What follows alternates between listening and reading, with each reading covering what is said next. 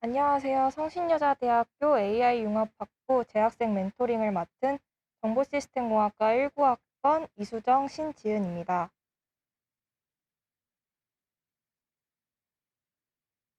먼저 AI융합학부에 대해 소개해드리겠습니다. AI융합학부는 성신여자대학교 지식서비스공과대학에 소속되어 있습니다. 지식서비스공과대학은 4차 산업혁명 시대를 맞아 소프트 산업과 바이오 산업을 중심으로 한 기술 패러다임 변화에 요구되는 창의적 융합 인재를 양성하는 것을 목표로 하는 대학으로 2017년도에 설립되었습니다.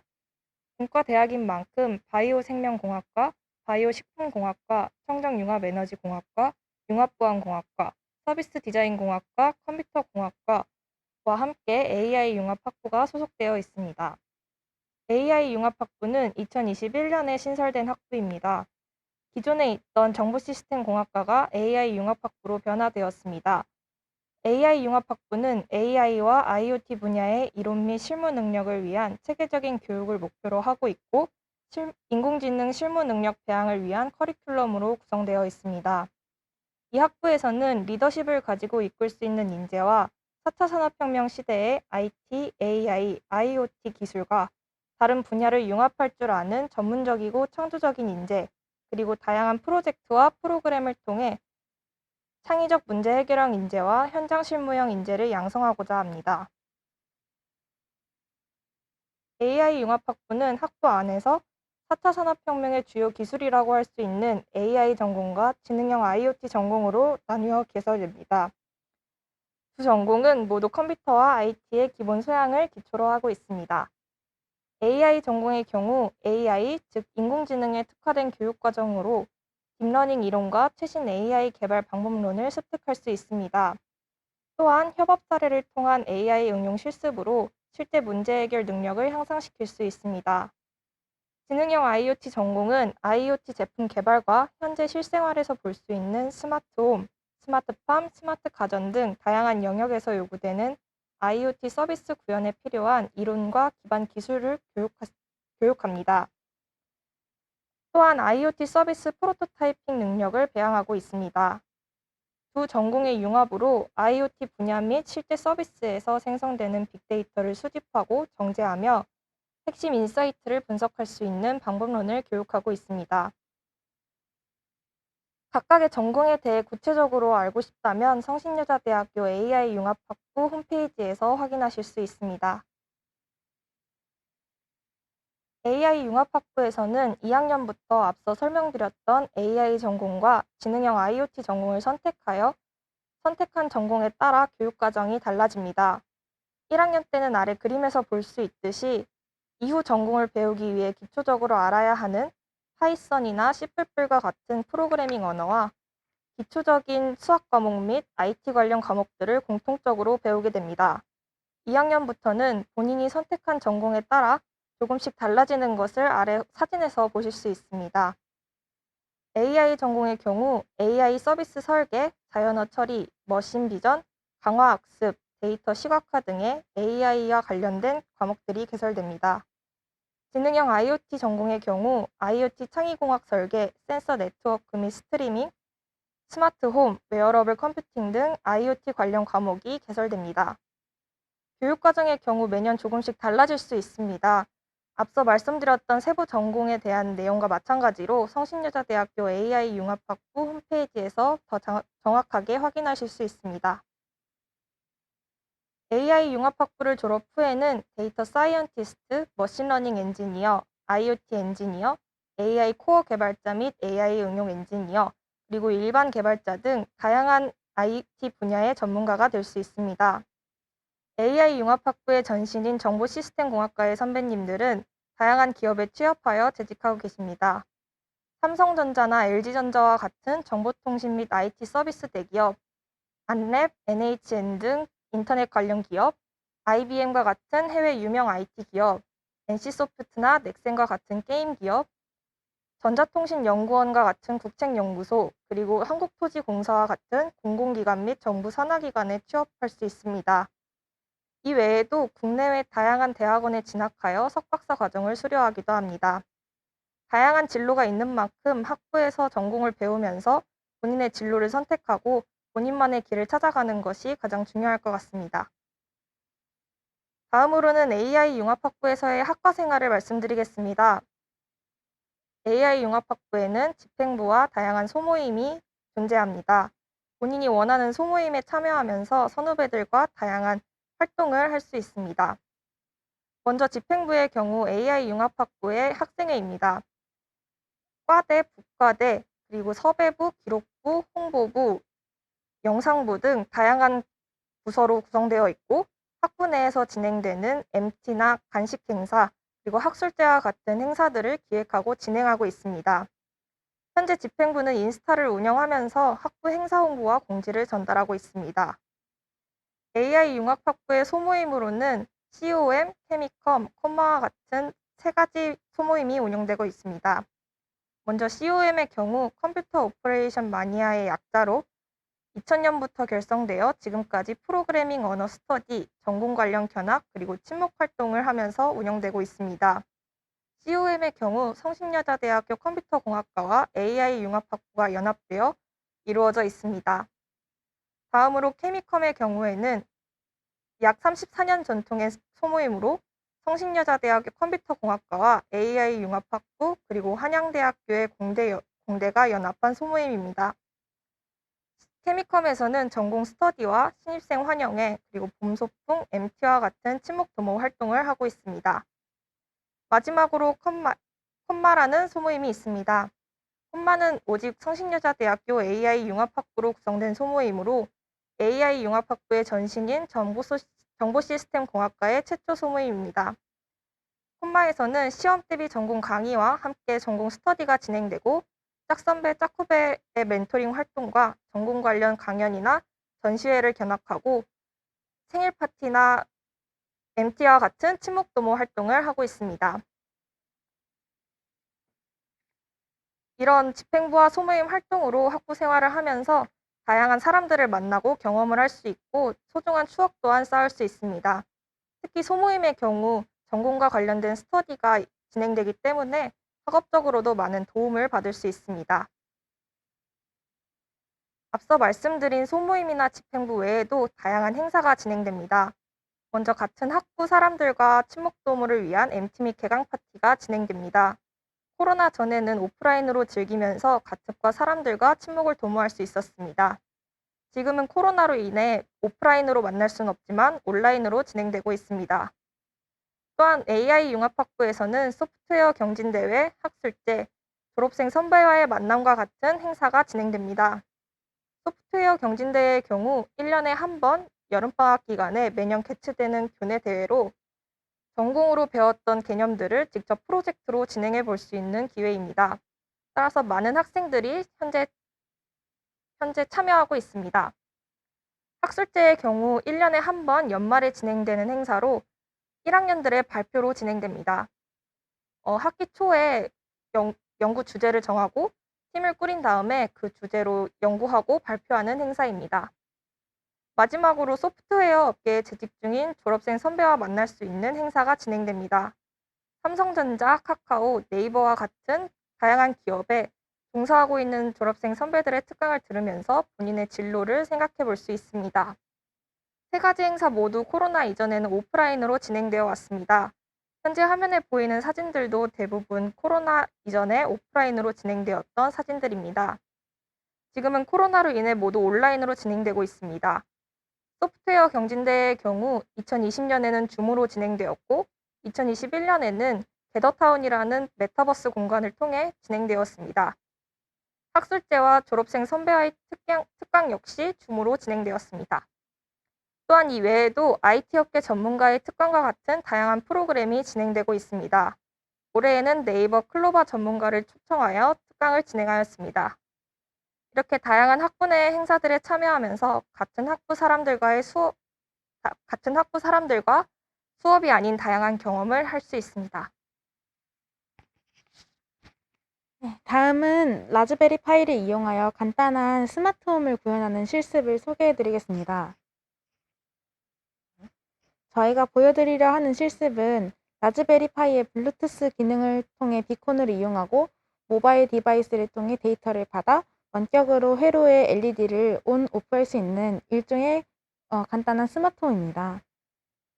간단히 실습을 설명드리자면 일단 라즈베리파이 OS인 라즈비안이 설치되어 있는 라즈베리파이와 미리 만들어 놓은 간단한 HTML 파일을 준비하고 스마트폰에 비콘 스캐너를 애플리케이션을 설치하고 간단한 LED 회로를 꾸밉니다. 플래스크 웹서버 객체를 생성하고 접근한 URL 하위 주소에 따라 동작하도록 하는 파이썬 프로그램을 작성합니다. 웹서버 주소를 비콘 형태로 바꿔서 입력하고 프로그램을 실행하면 스마트폰의 비콘 스캐너에서 전송한 URL 데이터를 확인할 수 있고 해당 주소에 접근하여 LED를 조작할 수 있습니다. 앞서서 교수님께서 이제 플래스크와 비콘에 대해서 간단하게 설명을 해주셨는데요. 다시 한번 설명을 간단하게 해드리자면은 플래스크는 간단한 파이썬 코드로 동작 가능한 초소형 웹 프레임워크로 쉽게 말하자면 웹 서버입니다. 또 비콘은 2015년에 구글에서 발표한 블루투스 메시지 표준 규격입니다. 그럼 이제 실습이 진행되는 영상을 이제 보실 건데요. 잠시만요. 결과만 보여드리기보단 어떤 절차들이 필요한지, 어떤 역할을 하는지 차례대로 어, 보여, 차례대로 보여드리는 게 좋을 것 같아서 해당 내용을 넣었기는 한데 이해가 되지 않더라도 이런 게 있구나 정도로 넘어가시면 좋을 것 같습니다.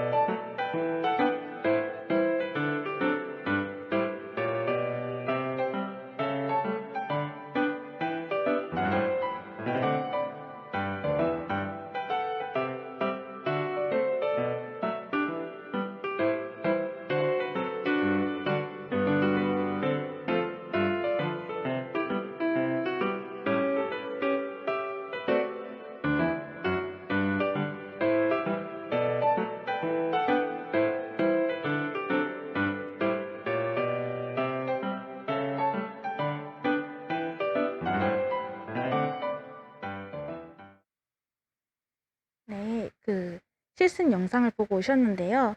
실습 영상에서는 LED를 간단하게 회로를 만들어서 조작하는 모습을 보여드렸는데, 이를 릴레이 모듈과 전구와 전구 소켓을 이용해서 실제로 전구를 켜고 끄고 할 수도 있습니다.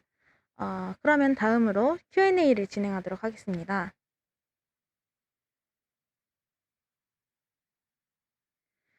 저희가 미리 몇 개의 질문을 받았는데요. 이 질문들에 대해 답변을 드리고 추가로 질문을 받아서 진행하도록 하겠습니다. 첫 번째 질문, 어떤 자격증을 취득하셨나요? 사람마다 다른데 학교 생활을 하면서 스스로 필요성을 느끼는 자격증을 따는 것 같습니다. 보통 4학년에 정보 처리 기사 자격증을 많이들 도전하고, 그 외에도 SQLD, 정보 보안 기사 등도 도전하기도 합니다. 저는 입학하기 전에 딴 ITQ 한글, 엑셀, 파워포인트, GTQ, 포토샵 2급이 다여서 이게 특별히 필요한 거는 아니고 제가 그냥 개인적으로 딴 건데, 그래서 특별히 아직까지는 딴 자격증은 없습니다. 두 번째 질문, 코딩을 못해도 입학 후 수업을 받을 수 있나요? 코딩을 필요로 하지 않는 과목도 물론 있지만 기본적으로 코딩을 배우고 활용하는 일이 많아서 코딩이 들어가는 과목을 전부 제외하고 수업을 듣기는 어려울 것 같습니다. 하지만 코딩을 모르면 이과에 입학하지 못한다는 이야기는 아닙니다. 저도 입학하고서 처음 코딩을 배우기 시작했고, 아예 적성이 안 맞지만 않으면 그럭저럭 괜찮게 성적을 받으면서 해나갈 수 있습니다. 세 번째 질문, 졸업 후 진로가 어떻게 되나요? 저희도 아직 졸업을 하지 않아서 잘은 모르지만 학과 생활을 하며 더 공부할 사람과 개발로 나아갈 사람, 또 그렇지 않은 사람으로 나뉘어지는 것 같습니다. 아예 개발 일선에서 일하지 않더라도 전공을 살릴 수 있는 방법은 있으니까요. 저희가 저학년일 때는 네이버나 삼성 등에 취직하신 선배님들께서 특강 오시기도 하셨습니다. 정론이기는 한데 컴퓨터 관련 학과가 취직이 잘 된다고는 하지만 그만큼 사람이 많기 때문에 전공과 관계없이 무엇이든 열심히 준비를 해야 기회가 오는 것 같습니다. 물론 이과가 기회 자체는 많을지도 모르겠지만요. 네 번째 질문, 공부를 위해 어떤 역량이 필요한가요? 제가 생각했을 때는 끈기인 것 같습니다. 오류가 나도 인내를 가지고 차근차근 뜯어보며 고칠 수 있는 끈기, 그리고 프로젝트 진행을 위한 아이디어를 일상생활에서부터 포착하는 능력 정도인 것 같습니다. 저는 끈기가 부족한 편이지만 그래도 수업에 대해서 이제 열심히 이해하려고 하면은 어떻게든 어, 학과 생활을 해 나갈 수 있는 것 같습니다. 다섯 번째 질문, 고등학교 때 가장 중요하게 해야 할 것들. 어, 결국 가장 중요한 건 전략적인 공부지만 진로를 정하는 데 있어서는 하고 싶은 일, 만약에 개발 관련 일을 하고 싶다고 하더라도 앱, 웹, 데이터베이스, 서버, 데이터 분석, 프로젝트 관리, 요구 분석 등 다양한 분야가 있기 때문에 세부 분야들을 알아보면서 견문을 넓히고 어느 정도 흥미가 있는 분야를 찾아준다면 도움이 될 것 같습니다. 하지만 20년도 인생을 살지 못하였기 때문에 당장 정하지 못한다고 하여도 어쩌면 당연한 일이기에 흥미있는 학과 혹은 맞지 않는 학과 정도로 괜찮지 않나 싶습니다.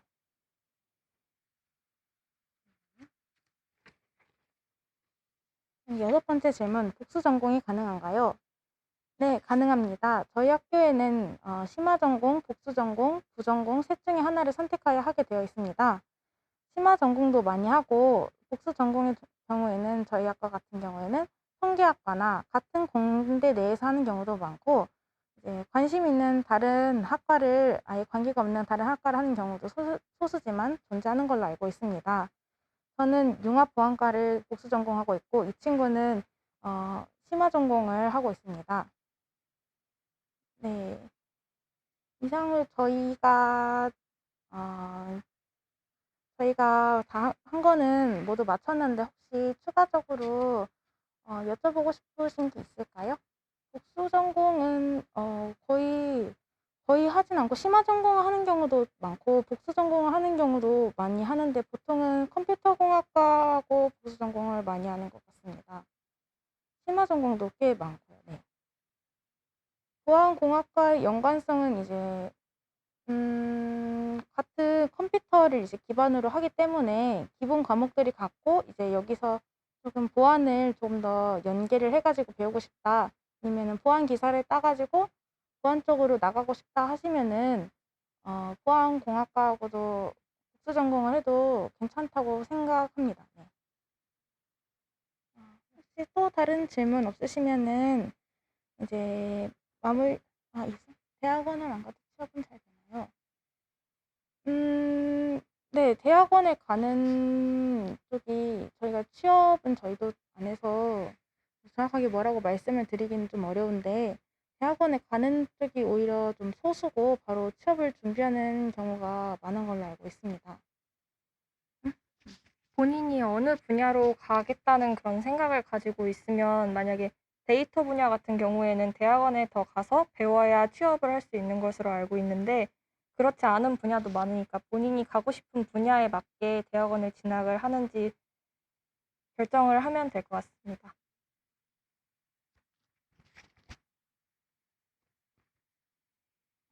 그러면은 이상으로 재학생 멘토링을 마치도록 하겠습니다. 감사합니다. 네, 감사합니다.